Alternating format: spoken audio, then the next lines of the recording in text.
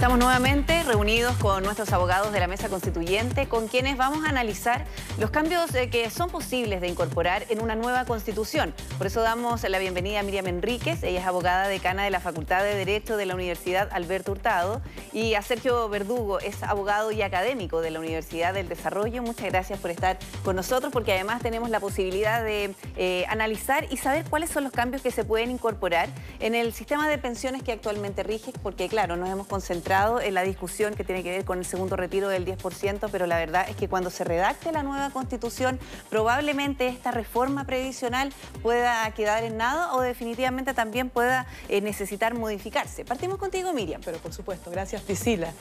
Bueno, la reforma constitucional actual tiene que ver con algo muy particular, que es una reforma que permita retirar el 10% de las pensiones en el contexto que estamos actualmente, que es de pandemia. Claro. Y un cambio constitucional, eventualmente en materia de derechos sociales y particularmente en el derecho que se denomina a la seguridad social, podría modificar bastante, por ejemplo, el sistema que actualmente establece la Constitución. La Constitución actual establece un derecho a la seguridad social para todas las personas, en el artículo 19, número 18, y es un derecho que tiene, yo diría, bastante poco contenido. Prácticamente no refiere en qué consiste el derecho. Sabemos que es a todas las personas. Queda demasiado amplio. Demasiado amplio o eventualmente demasiado restrictivo, porque la Constitución dice que este derecho va a ser regulado por una ley de quórum calificado, que es una ley que requiere una mayoría más exigente que la simple mayoría, pero, por ejemplo, no dice cuáles son las contingencias vinculadas con la seguridad social que cubre el derecho. Porque las contingencias son, por ejemplo, la vejez, la maternidad, el desempleo, también, por ejemplo, una enfermedad laboral. No dice cuáles son esas contingencias que el derecho cubre o cubriría, ni tampoco refiere cuáles son los compromisos del Estado a propósito de cada una de las contingencias. Tampoco es un derecho exigible, es decir, no está amparado por el recurso de protección. Probablemente entonces en la discusión de una nueva Constitución estos elementos van a ser necesarios de considerar y probablemente de establecer en el contenido del derecho. Sí, es necesario dejarlos establecidos porque definitivamente ahora estamos en medio de una contingencia, en medio de una pandemia, nadie lo veía venir, ni siquiera lo suponíamos. Probablemente eso también pueda mejorar esta condición en un futuro. Es que aquí hay dos debates que son distintos. Uno tiene que ver con el problema del 10% y está agregado a las disposiciones transitorias y sobre la pregunta de si esta reforma constitucional es constitucional o no. Y otra pregunta diferente a esta tiene que ver con cuál es el contenido que tiene que tener la nueva Constitución, cómo satisfacer mejor el derecho a la seguridad social. En este segundo punto existen distintas alternativas que el constituyente puede considerar. ¿Ya? En general, las constituciones en el mundo no tienen mucho desarrollo en torno a este derecho, porque se asume que para poder darse una satisfacción real a este derecho necesitamos leyes bien financiadas, ¿ya? Y para eso necesitamos otros instrumentos. Las constituciones por sí solas no son capaces de entregar esta satisfacción. Pero hay algunos criterios que uno puede observar en algunas constituciones. O sea, es muy común si uno mira, por ejemplo, la constitución australiana o la constitución canadiense, que hayan remisiones para el legislador, para que sea el propio parlamento el que dicte estas leyes, a veces con algunos criterios o algunos principios generales que los orientan, ¿ya? Pero la verdad no mucho más que eso. Son muy pocas las constituciones que establecen criterios mucho más profundos, como la ecuatoriana, por ejemplo, o la constitución suiza. Pero la verdad es que como la constitución no es el mejor instrumento para darle protección a este derecho, la constitución debiera darle un amplio espacio al legislador para que sea este el que defina cuestiones como la edad para jubilar, el monto de la pensión mínima, la manera como el Estado va a focalizar sus recursos en ayudar a los que más lo necesitan, etc. Ahora, en cuanto a la reforma constitucional que permite el retiro del 10% de las pensiones, ¿cambia el sistema de pensiones fijado en la actual Constitución? Lo que pasa es que la reforma a las disposiciones transitorias que está hoy día en el Parlamento, la que promueve Pamela Giles y varios otros parlamentarios. Y que va a ser revisado por el Tribunal Constitucional. Y que va a ser revisado por el Tribunal Constitucional, si es que el Tribunal Constitucional lo declara admisible el requerimiento, ¿no? Esa reforma que se hace por las disposiciones transitorias afecta obviamente los montos que tienen hoy día las personas que cotizaron, ¿no? En las cuentas individuales. Entonces va a afectar y de esa manera pone presión fiscal para que el día de mañana los contribuyentes o los cotizantes sean los que financien el hoyo que se está generando con estas pensiones. Entonces sí afecta. Cuando hay presión fiscal es cuando es iniciativa exclusiva del Ejecutivo. porque implica un gasto. Es que lo que ocurre jurídicamente aquí es que el Parlamento tiene la obligación de que cuando quiera legislar en materia de seguridad social lo haga después de un proyecto que presente el presidente de la República, porque hay una norma en la Constitución que dice que estas materias son de iniciativa exclusiva. El Congreso no tuvo el apoyo del presidente de la República para impulsar este primer proyecto, ¿no? El presidente de la República presentó un segundo proyecto, pero respecto a este primer proyecto, esa iniciativa exclusiva no se dio y por eso, por segunda vez, el Parlamento decidió eludir esta obligación de respetar la iniciativa exclusiva presidencial a través del mecanismo de hacer una disposición transitoria a la Constitución, entendiendo que las disposiciones transitorias serían equivalentes al texto permanente en circunstancias que no lo son, y de ahí que uno pueda cuestionar su constitucionalidad. Entonces, ¿una reforma constitucional puede ser inconstitucional? Sí, una reforma constitucional puede ser inconstitucional. De hecho, es uno de los temas que revisa el Tribunal Constitucional. El Tribunal Constitucional tiene la competencia para controlar las reformas constitucionales. Hay todo un debate sobre qué puede controlar el Tribunal Constitucional y cuándo debe controlarlo. Estamos ante un control que es previo, es decir, antes de que la reforma entre en vigencia. Yo creo que hay todo un tema respecto de la oportunidad del control porque se está controlando un proyecto de reforma constitucional que fue aprobado por la Cámara de Diputados, que fue rechazado por el Senado, que sigue en discusión y por lo tanto no es un proyecto de reforma aprobado de manera completa y así todo se requirió al Tribunal Constitucional. Es decir, que el Tribunal Constitucional se está pronunciando respecto de un proyecto que no está afinado, que no está terminado, en cuyo caso más que un requerimiento parece que se está planteando una consulta al Tribunal Constitucional. Y en general la discusión es si es que ese control puede ser completo o profundo, es decir, sobre vicios que tienen que ver con el procedimiento de la reforma o eventualmente tienen que ver con los contenidos. Desde mi perspectiva, el Tribunal Constitucional solo puede ejercer control respecto de si se cumplieron o no las reglas procedimentales para la reforma, no sobre los contenidos, porque justamente las reformas constitucionales, primero no está definido, y las reformas constitucionales tienen por objeto cambiar los contenidos constitucionales.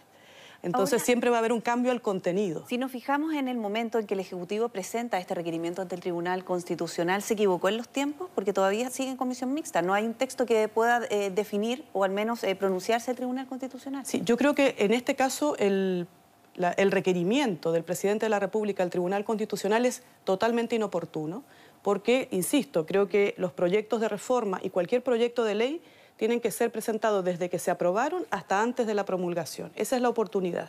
De lo contrario, se está pronunciando el Tribunal Constitucional sobre un proyecto que todavía no está afinado. Pero eso la Constitución no lo precisa.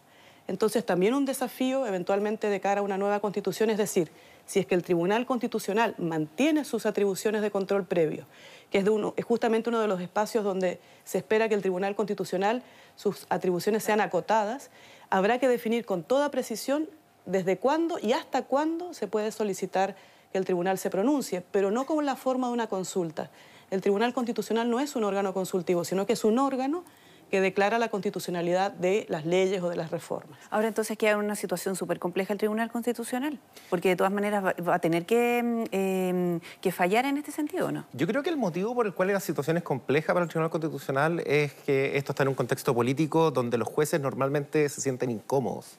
Ese es el motivo por el cual esto es complejo. Yo creo que aquí no hay problemas procedimentales hoy día. Mientras el proyecto de reforma constitucional esté vivo en el Congreso, el requerimiento es formalmente procedente. Ahora, sí es un caso que es complicado, porque en Chile el Tribunal Constitucional nunca en su historia ha declarado la inconstitucionalidad de una reforma constitucional por razones sustantivas, y hay algunos argumentos que tienen que ver con cuestiones sustantivas que se están planteando. Ahora, de ello no se sigue, el tribunal no puede hacerlo, simplemente se sigue que no existe un precedente.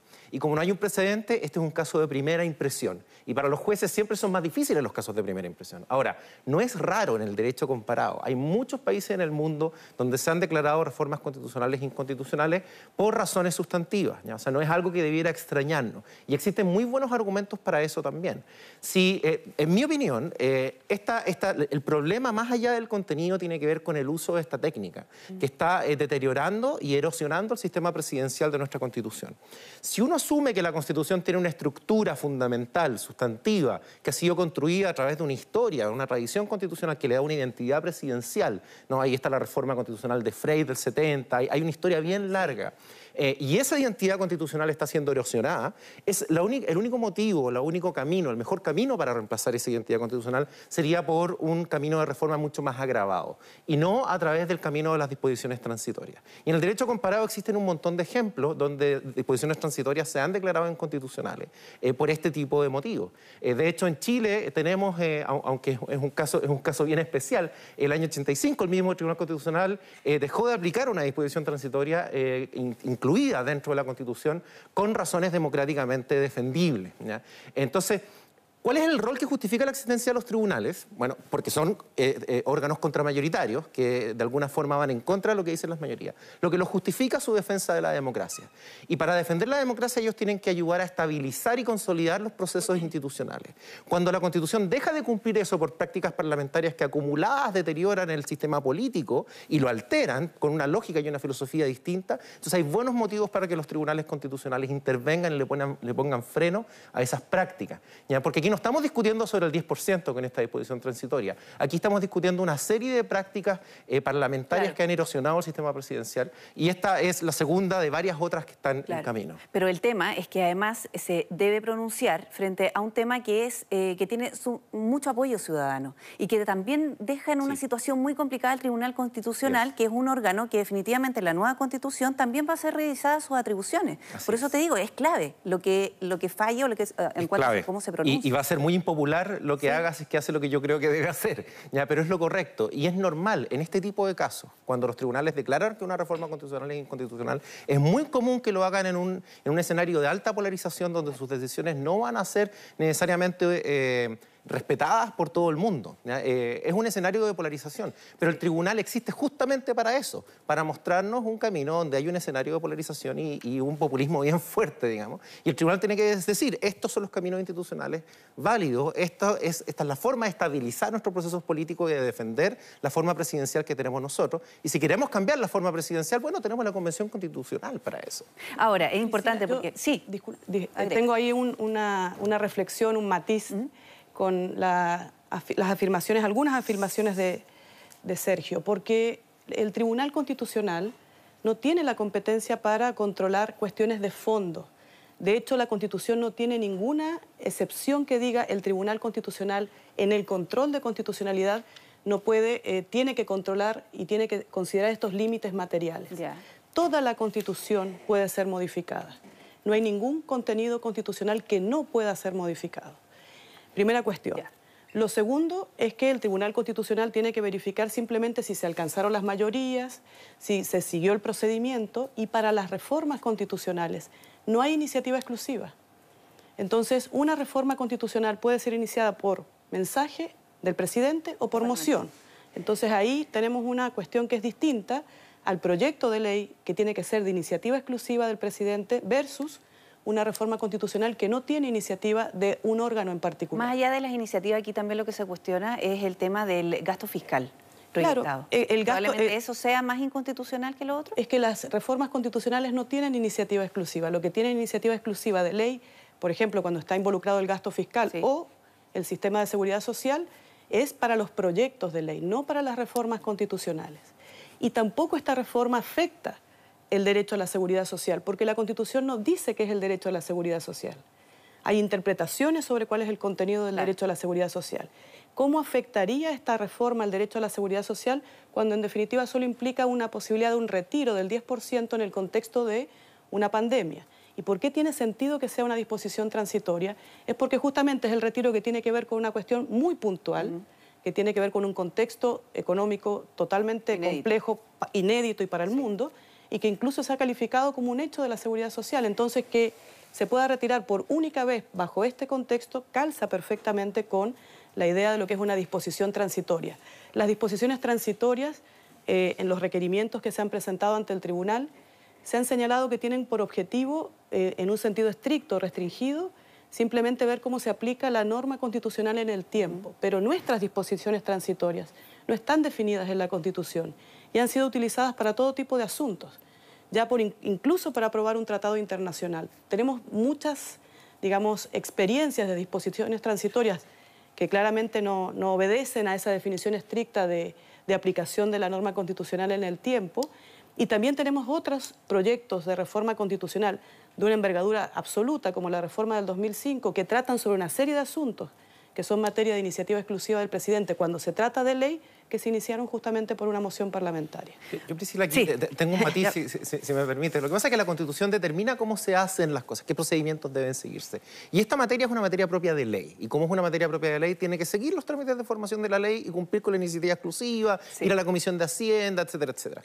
Ahora, la pregunta que se plantea es: ¿puede el Parlamento violar esta obligación a través de reformas a las disposiciones transitorias? ¿Si quiere a través de moción? Exactamente. Entonces, está violando esta obligación a través de una disposición transitoria, y el argumento que se dice aquí, bueno, es que la disposición transitoria tiene rango constitucional, y como tiene rango constitucional, entonces puede hacer una excepción para violar esta obligación. ¿Ya? Yo discrepo de ese argumento. ¿Ya? Y discrepo de ese argumento porque aquí se están afectando disposiciones permanentes. La Constitución no establece cuáles son los contenidos de las disposiciones transitorias y cuáles deben ser, pero estas materias deben ser ejecutadas de buena fe. La pregunta de fondo que está acá es si el Parlamento puede saltarse las vías institucionales que determina la Constitución cuando tiene 3/5. Esa es la pregunta de fondo que está acá. Y acá estamos abriendo una puerta para saltarnos los caminos institucionales sin importar el contenido. Cuando hablábamos, por ejemplo, de parlamentarismo de facto. Es que esto tiene que ver con eso, tiene que ver con eso. O sea, si la tesis del parlamentarismo de facto es una tesis correcta, esta sería un ejemplo para sostenerla. ¿Ya? Y esa tesis va a ser correcta en la medida en que este tipo de estrategias parlamentarias se reproduzcan y se multipliquen en el tiempo.